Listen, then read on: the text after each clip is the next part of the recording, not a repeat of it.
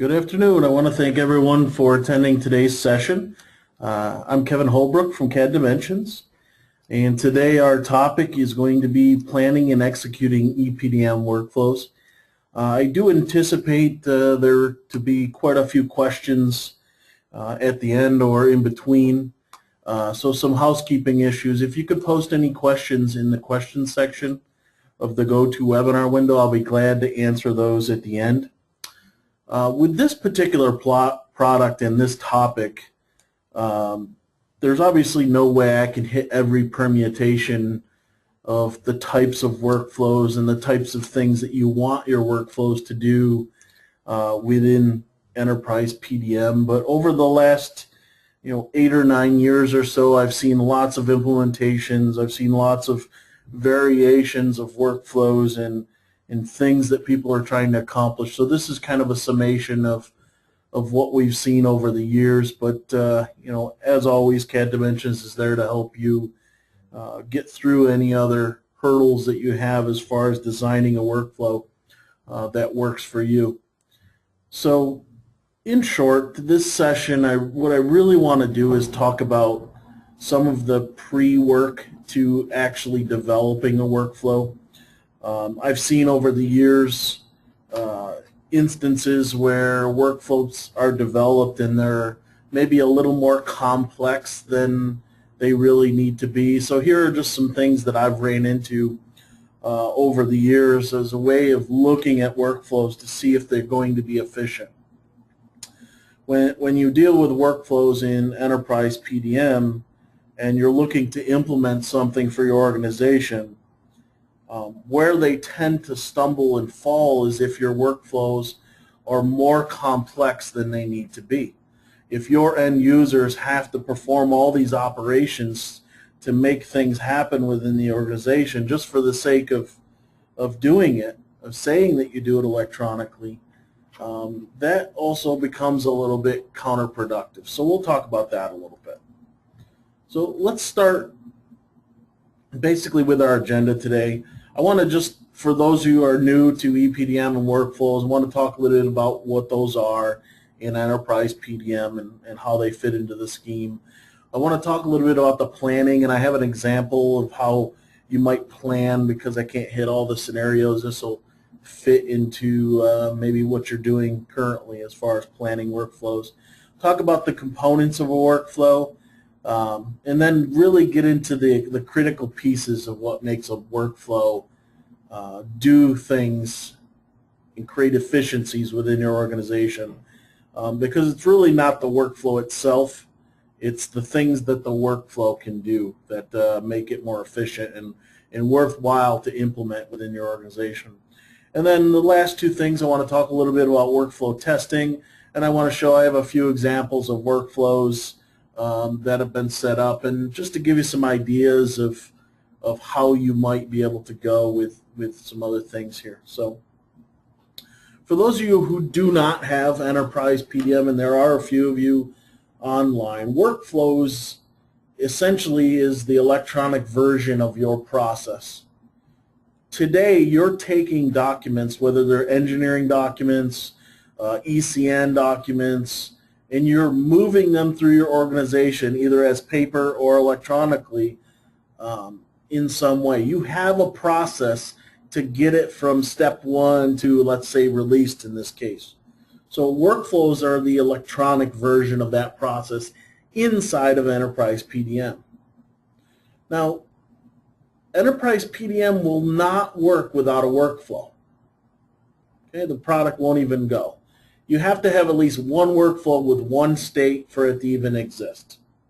Now you can minimize how big your workflow is. Now what does a workflow do for you? Other than routing your document electronically, it can be used to control the access of files. I'm going to show a little bit of that. It can be used to trigger actions, and I think this is where the real power comes into play.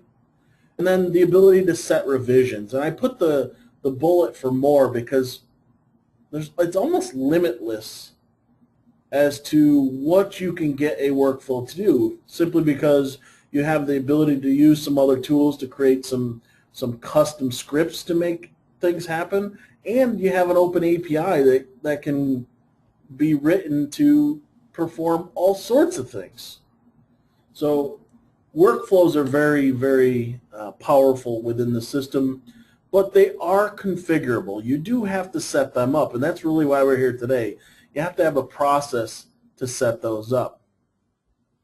So realistically, how do you start to plan a new workflow? Let's say for those of you who have EPDM or those of you who are new and you want to get this electronic process down in Enterprise PDM, I mean, the very first thing you're going to do is you're going to just write down everything you do to process a document through your organization from when it's first created all the way to its released. Now, I've just created a little example of, let's say, a concept process for a concept design. And you can see that I have a lot of bullet points. First, the concept file gets created. Maybe I need to go get a part number from a spreadsheet, so I have the next concept number. Then I have to go into the ERP system and enter all the data in there. And then I'll go ahead and do my modeling. I'm going to create my drawing and update all my title blocks. Now I start to route it around the organization. I get another designer's approval. I have to make sure I PDF it and send a copy to sales. Then my manager has to give his approval. Then I got to let marketing and purchasing get notified. Back to the ERP, I've got to update some data in the ERP because now I have descriptions and approval information. Finally, we contact the customer. The customer gets the final sign-off. Then we release the concept to manufacturing. Now, if you look at something like this, I've written down everything that we do in the process.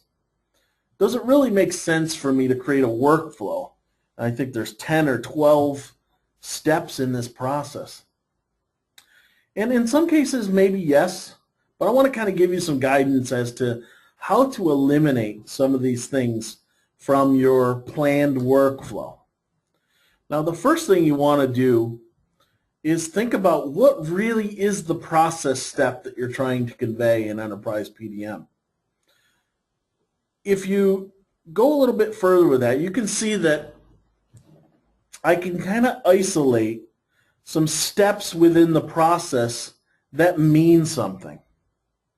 Okay?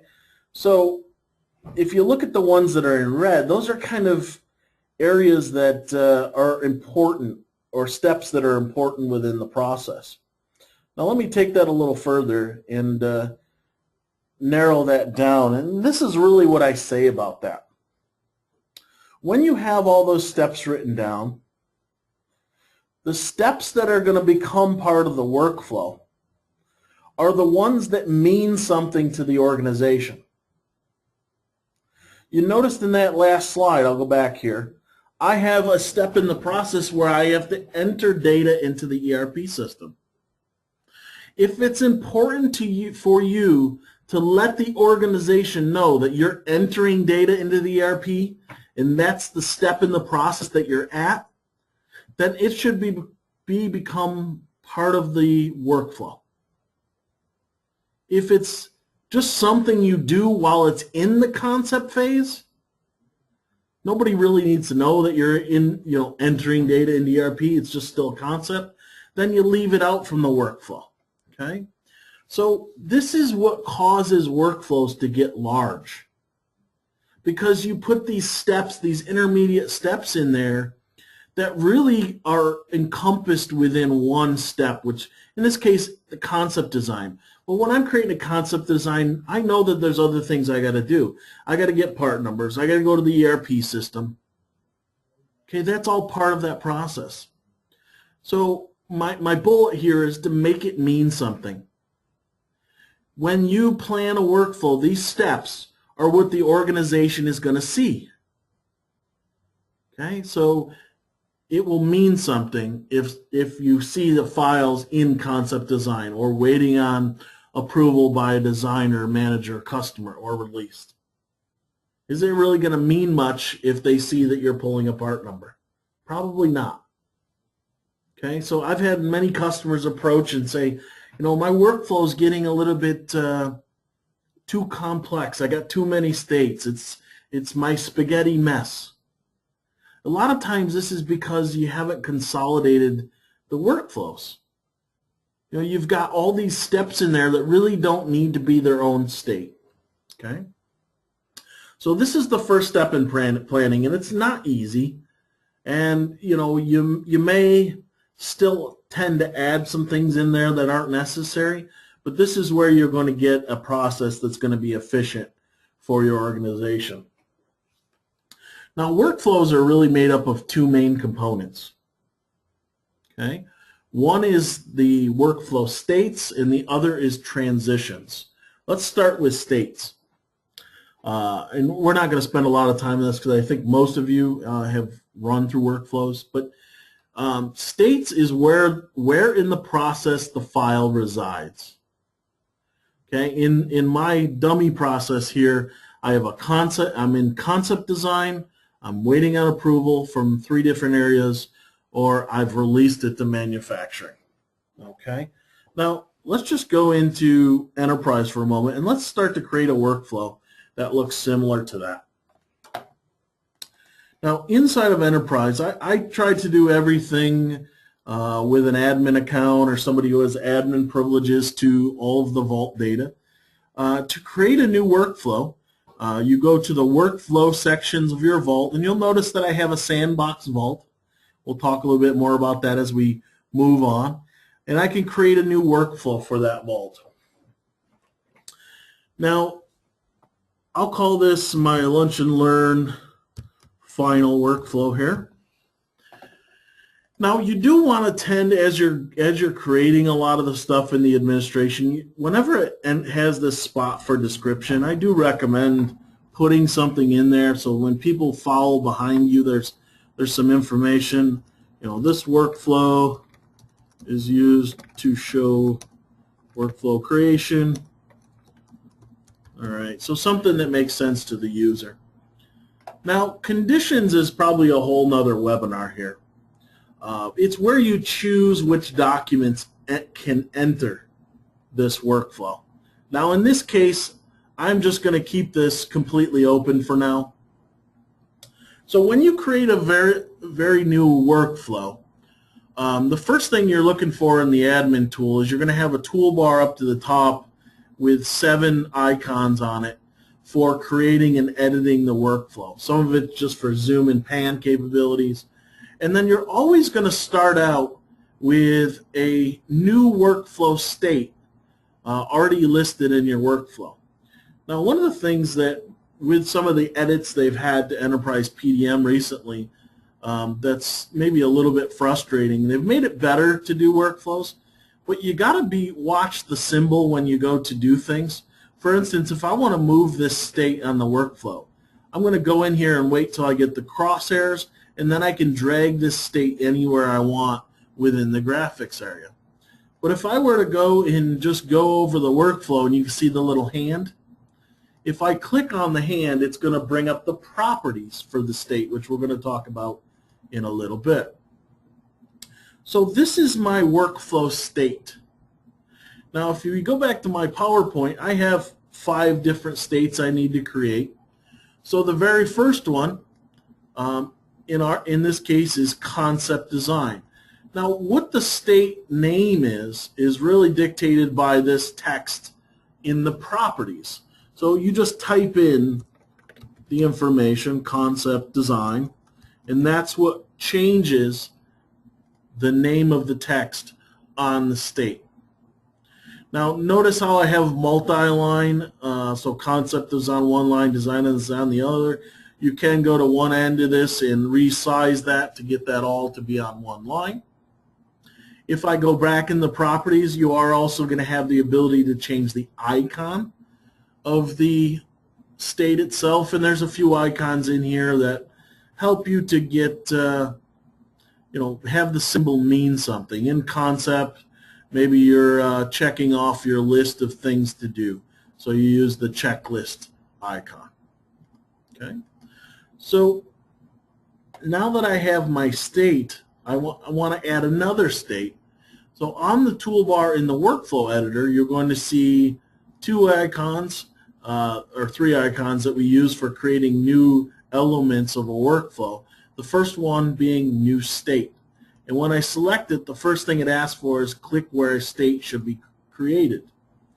And my second state in this case is waiting on design approval. Design approval. Now I'm not going to go through creating all these states because it's pretty similar from one to the other. But I do want to show a couple little nuances with states in a workflow. As you're laying this out, the very first state that you create becomes the initial state. Now looking at this workflow, I can tell it's the initial state because of this symbol right here on the state icon. Well, now what an initial state is the very first or the entry point into the workflow. It's always going to come into concept design. It can't get to waiting on design approval without going through the initial state. Okay. If you want to change the initial state, you can go to another workflow state, and you'll see an option in there for initial state, and that will move that icon essentially to the other state. Now, in our case, we're going to leave the initial state as is. Now, one mistake that I've made many times over is not saving the workflow. I've done edits, I've made changes, I've added permissions, let's say. You do have to save the workflow before you close it. Now on the workflow editor at the very top is a little save icon, the little disk that we're all used to in all the Windows products. If you hit save on that, it will save your workflow. So workflow states is just where your document's going to reside. So once we have the states laid out, which I have 5, the next thing is to talk about transitions. Transition is how you get from one state to the other, how that document moves through the organization. Now the nice thing is there's 3 types of transitions that we can use. Currently in the 2014 release, we can use a normal transition, which is shown there. A parallel transition, which is used to garner approval from different groups within the organization. For instance, when you wanted to send out approval on an engineering document, you need somebody from quality, somebody from engineering, and someone from management to approve it. I would use a parallel workflow transition to do that. Now, automatic transitions are very powerful. Automatic transitions pull documents through the transition as long as they meet the criteria of the transition. And I'll talk more about that as we kind of move through these. But let's look at how we create transitions. So I'll go back to my workflow here. And if I look over on my workflow editor toolbar, you'll see a new transition icon. And new transition allows me to select first the source state. Notice the tooltip. If I select the source state, meaning where it's coming from, and then I select the destination state, it's automatically, if I move this out of the way, it's going to create a transition. What I want you to notice that the transition is unidirectional. It only goes one way. Okay, so a file can only go from concept to waiting on design approval. Now, what do you want that workflow to look like to the end user? Now, I'm going to have it say send to designer for approval. Now, I want to show you here, I'm just going to save this real quick. I want to show you what that looks like in a workflow that's existing. So I'm going to a production vault. This is my manufacturing vault that has a bunch of data in there for me, and I want to go into some files that I have here that have entered my workflow. Now, remember our conversation about narrowing down your workflows so that the states are meaningful, so that the information is meaningful? And one of the reasons for that is when you're in Enterprise PDM, the file list is going to report the status or the state of a document. So you can tell it's work in process. Now, where does the transition come into play? When the user wants to transition the file, as long as they have permission, they can right-click and change the state. Remember, you could only change the state by going through a transition. In this case, submit for approval. And that's where that text comes into play. When I type in the name of the transition, this is what the user is going to see. But also notice the icon is affected as well, where I pick those icons. So let's go back to my workflow here for a moment. And notice we have the two different icons, no problem there. But here's the name that we use in what the end user is going to see on the right click. But here is the different types of transitions. Now I'm going to go through these real quick and just show you some of the nuances of what makes them unique. Now, a normal transition is very simple. It is a transition that as long as you have permission to move a file through that transition, okay, it works to move from state to state. Now, if I set it to an automatic transition, you won't have to manually move a file from one state to the other. It's going to automatically do it. Now, it's going to automatically do it based upon any conditions to the workflow. And I'm going to talk more about this as we get into some more critical pieces. But we have to tell the software when it makes sense to automatically move something. Otherwise, something would just go from the beginning to the end of your workflow without anything happening. Now, the one that really requires a little more setup is a parallel workflow. Now, what a parallel workflow allows us to do is essentially send a notification to all the people that should participate in this state change. It's not necessarily gathering their approval or release, but making sure they saw it and they all agree that it can move to the next state. Now, we do that through the use of roles. So just as an example, I'll add a role. We'll call this engineering. And I can add a couple members to this role, maybe the admin. I only have 2 users in my example. Now, I can tell it how many of these users out of my engineering group are required to accept the movement from one state to the other. So it sees that I'm requiring 1 of 2 to make this happen. Now, if I had another role in here, I'll just call this quality. And quality, I'm just going to put the same person in here. I require quality to also approve.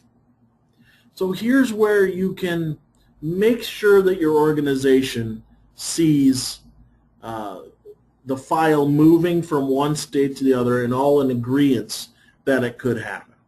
Okay, so that's a parallel workflow. Now, let me show you an example, and we'll get more in detail on this in the end, but I want to show you an example of an automatic workflow. Here's what an automatic workflow transition looks like. So when a document comes in here, it will choose which direction to go automatically. Now, I will go into detail as to how this is being done in this particular workflow, but this is what the symbology is going to look like when you create a workflow like this. Now, if we look back to my workflow, I really only can go one direction. I can go to waiting on design approval. But what if the designer does not approve it? Like I said earlier, the workflows are only one direction, so I can't go back through the same transition. I actually physically have to create another transition. Now that transition now goes from this source state back to concept design, and I'll call this, what did I call it? Design approval, design not approved. Let's do that. Okay. And this becomes another transition that I can position within the workflow. Now you'll see that each workflow connection has these little bars that show you the direction that it's going. You can reorganize these. You'll notice the arrows as I go over the lines. I can reorganize these, and they've done a good job of making it easy to do that, to reorganize so you can see the direction. All right, so now I've went through this process. Now I've created a bunch of states and a bunch of transitions throughout. Now here's what it might look like in the end. I have a concept design. I could submit it for approval. I could submit it for manager approval. I could submit it to the customer or contact the customer, and then I can release the concept to manufacturing. Okay, so here's how you take that idea, that initial thought of what is a workflow, narrow it down and create something that's more meaningful. Okay, so let's go back here for a moment.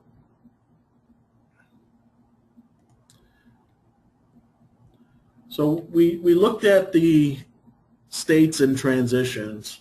Now I believe that states and transitions are just 5% of what really makes up a workflow.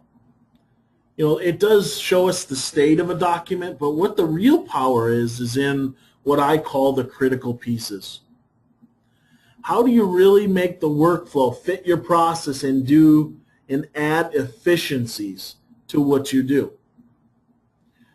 If we were to just release this workflow as it exists today, what do you really gain from it? Well, when somebody goes in the EPDM, they can see the state that the document's in, and there's some value to that. There's no questioning that. But if we can do some of these things, we can provide an enormous amount of value to putting a workflow in place. So what else can we do? The critical pieces of a workflow. Well, the first one is permissions. We can make the workflow process determine which permissions are being used. Okay, an example. I'm going to again go into my other vault here. I have a bunch of documents that are all in the exact same folder. My documentation folder, some of them are in work in process. Some of them are physically published. So they're in different states in a workflow. Now I'm going to log off as this particular person out of my vault here, and I'm going to log in as somebody completely different. Now this person is actually from the manufacturing group, and when they go to the exact same folder, you can see that the only thing that that person can see is anything that's published. Now this is done because the permissions are controlled by the workflow state. So let's talk about how that's done. Very simple, really. At each state, you have the ability, when you click on it, to set the permissions at that state. Okay? So, for instance, if I go to my admin, that admin has the ability to do just about everything within this state. But what happens when I add the other user? In this case, his name is Tor. Well, Tor, I can set read-only permissions on. I could turn off read-only and give him no permissions. What that really means is user files that are in this state, these are the controlling permissions for that particular user. Okay.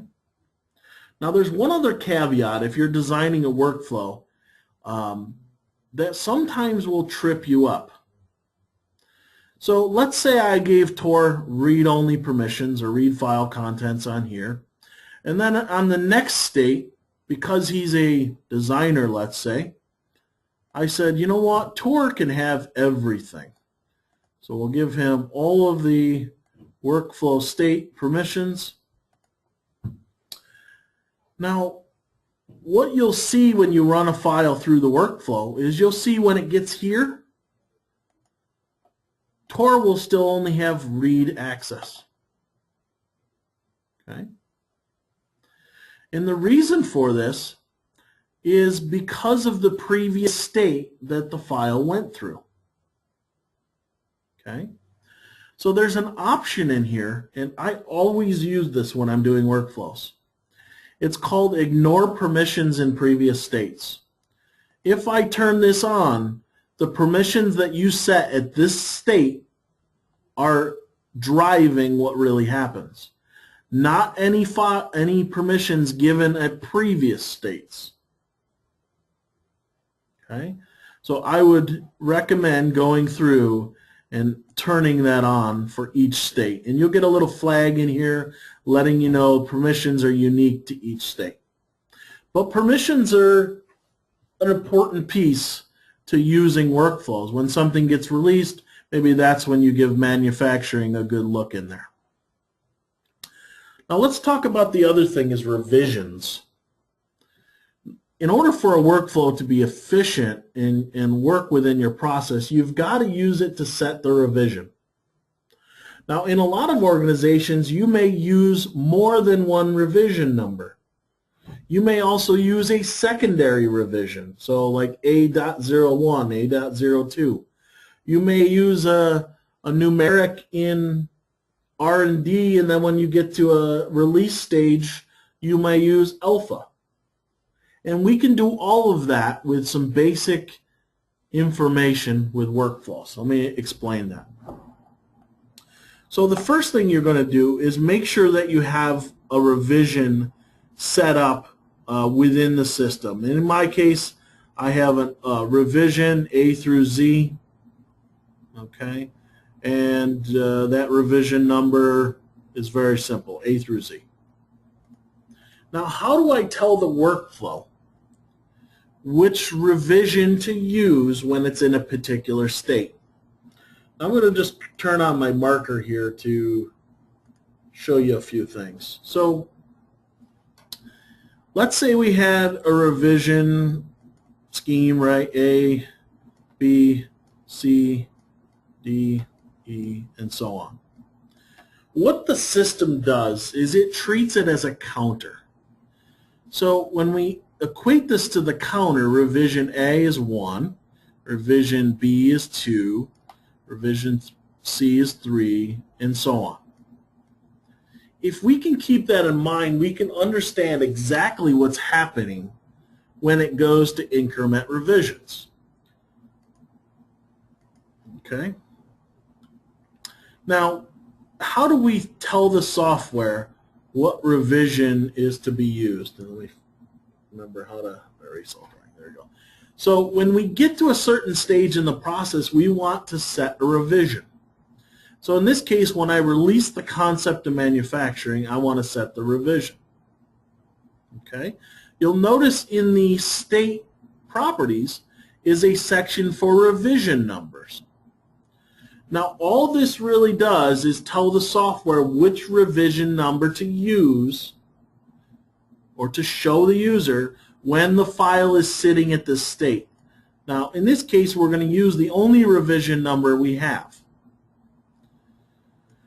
Now, when it gets here, we want to increment that revision by 1. Remember that counter I was just mentioning? This is that counter. We want to increment it to 1. Now, that's what tells it what revision to use. But it's still, if you were to test this, it wouldn't set the revision. There's actually 2 steps to using a revision in a workflow. The second step is done under something we call actions. Now let me go back here for a moment because actions is on my list. So what an action is the ability to get the software to do something dynamically for you. So I don't want to have to go in there and type in A, type in B, type in C, or do anything like that. I want the software to do it for me. Now, one of those actions,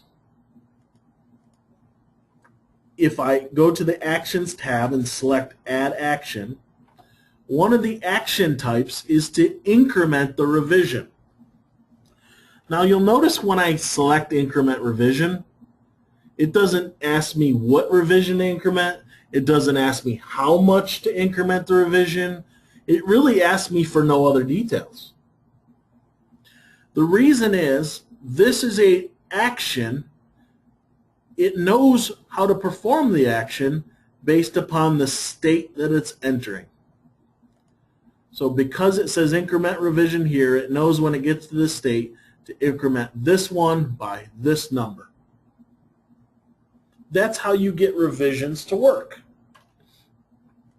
Now, it's very possible to have more than one revision number. If I go to waiting on design approval, if I had a different revision I wanted to use here, I could do that. Maybe this is an R&D phase and I'm going to increment by X1, X2, X3. I want some other way of signifying this is a concept release. I can do that here. Okay? So I call that a critical piece of a workflow because you really have to use revisions to signify when a file is physically going to be released to manufacturing. Now you can keep it very simple. A workflow can just be two states, in process and released. And when you go through the transition between them, it sets the revision number. Okay? Next thing I want to talk about real briefly is notifications. Workflows help you to collaborate with your peers. They help you to disseminate information about what's going on with documentation.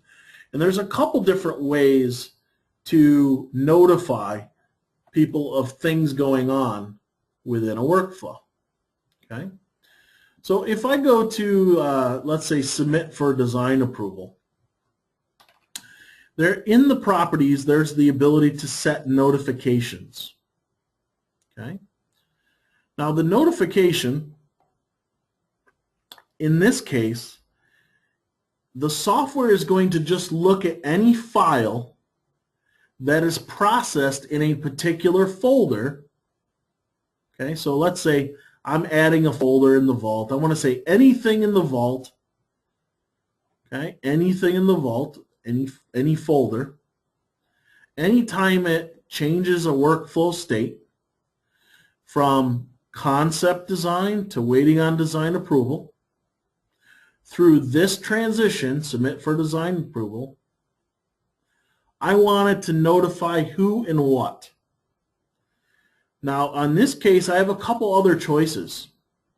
I can notify the person who created the file. I can notify the person that last modified the file. Or I can choose recipients to receive the notification. And that's as simple as adding recipients to the list. Okay? So this is a notification that can be set from all sorts of different folders. In my case, I did the root of the vault. But if you have different types of notifications that are going to be on different files in different folders, you can set them by folder. Okay, so that's one way to do notifications. The other way is also through actions. Actions allow you a little bit more flexibility as far as what the notification says. So I can add an action called send mail. Now in the action dialog here, it's very important that once again, email sent to engineers, to put a description in here so that everyone knows what's really going on. Now we tell it who it goes to. Maybe in this case I'm sending it to Tor or a group. I could say, Tor, this file is ready for review on. Now, as I'm writing the text to the notification, I can actually get dynamic information. I can grab today's date, and I can put in the file name in here, and it will grab that from the vault, the documents themselves. But it's a great way of sending email, okay, as an action. Now I want to bounce back for a moment to notifications. And remember the notification by folder? One of the options in there was a dynamic notification. Let me explain what that is. I'm going to actually go to my other vault here, and let's log off as this manufacturing and log in as the admin here for a moment. Now, when I go to transition a document like I was doing before, and I submit for approval, when a notification is dynamic, you can actually send them an email right in the transition dialog. So I can type a message to Tor here, Tor, please review. And then I can have his name listed here if he's set as dynamic to send him a particular email. Okay? So there's several different ways of notifying using workflows. Now the next one is conditional workflows. How do I make sure documents have met the criteria to move from one state to the other? And this is through conditions. So for instance, let's say submitting for design approval. I have a condition. In order to move from concept design to waiting on design approval, I want the concept designer to verify that they've double-checked the drawings in Design Checker to make sure it adheres to the current standard. Well, how do we prove that he's done that? Well, we might put a checkbox on the data card. So one of the conditions might be to read information on the data card, like check by, and make sure that it's equal to yes, so that he's checked the checkbox on the data card. So conditionally, I can make sure something happens before it goes through here. If it doesn't meet this criteria, it's not going to go through. So in some cases, there's stuff on the data card that you want filled out. Well, you can make it a condition of the workflow move. You almost force somebody to perform that in order to move from one to the other, otherwise it sits. But I do want to caution you, be careful, because you can require too much. You know, and there are some conditions where you want things to move where you wouldn't necessarily require it to do so. Now, I showed you a little bit earlier a workflow I had called a sorting workflow that had automatic transitions. When you have automatic transitions, this is where conditions really help you. I'm just going to show you a little bit. This one says, okay, if the document type on the data card says CAD, I'm going to have you come down this automatic arm of the workflow. If it says ECN, I want you to go this direction. Okay, so that's where conditions come into play, where you can make sure something happened with the file as it moves. I want to talk lastly just a little bit more about actions and then show you some examples. If we look at our workflow and look at the action possibilities, I showed you about the ability to send mail. I showed you the ability to increment a revision, how that ties into the workflow. But there are a lot of things, a really infinite number of things that can happen as an action within the software.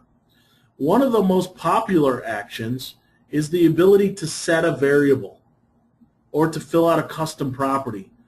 So when this thing goes through this transition, I want it to go in and find the document number and update it to some number for me.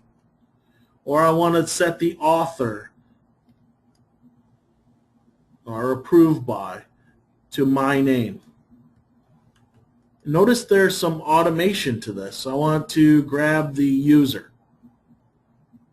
Okay, so setting variables is how we set the revisions, we set custom properties, we fill out data on the data card automatically.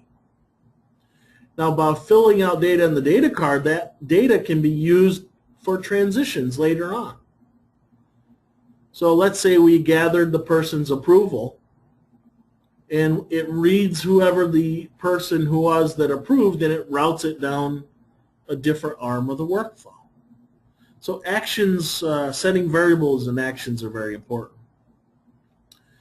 A couple other things in here that we're not going to get into deep. Executing commands, so Windows commands, launching other programs, executing tasks. There's a part of the software called tasks where you can create custom code that would launch other programs or do other things for you.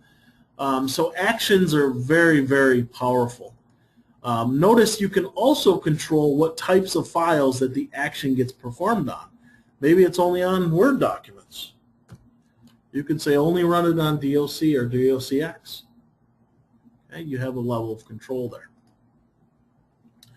So I really find that these are the critical pieces to a workflow. Now, we couldn't possibly go through all the permutations, and I'm sure you've worked through some of this before, but hopefully you got a little better idea of where and what is available to you in workflows. As far as laying something like this out, when you lay out your workflow and you determine the states that you want to use, start to write down, maybe even with these 4 or 5 bullets here, a little bit at each state. Well, who should have permission to the file? What revisions do I want to use? Do I want to notify anyone? Do I want to require any conditions, and are there any actions that I want to happen? Okay. Now I want to talk a little bit about workflow testing. I've seen it done many different ways, but this is kind of my way. It seems to be very fast. First of all, do all of your testing in a sandbox vault. Never ever do it in a production vault. Okay? Keep your permissions to last. Anytime you create a workflow state, and let me just show you this real quick. When I create a workflow state, the software automatically gives the admin all permissions to everything. So if you're testing using the admin account, you're going to easily be able to do everything you need to do to at least see what the file looks like as it moves through. Now push files electronically to verify so everything is working. Now you don't have to create files or bring files in from your server. Here's what I do in a lot of cases is I'll just go into the vault, and if you right click, you can create files on the fly like Word documents. Notice SOLIDWORKS isn't in here. But what you can do at the bottom, there's a virtual document. A virtual document is like a placeholder, a fake document. I can give it a part number, but more importantly, I can give it an extension like SLDPRT. And now the software thinks it's a SOLIDWORKS part. Okay, when it thinks it's a SOLIDWORKS part, when I check it in and I start to transition, it goes into the workflow that a SOLIDWORKS part would go into, and now I can test it. So I would use that maybe as a way of getting past that. Okay. So when you do permissions last, you don't have to worry about all the permutations. At least know that the workflow is working, that the documents move, that things update, that the actions work, that all the rest of that stuff works, and then go back in and set your permissions. Now I want to close with a couple workflow examples. Just to give you an idea of some of the things that we've seen in the past here.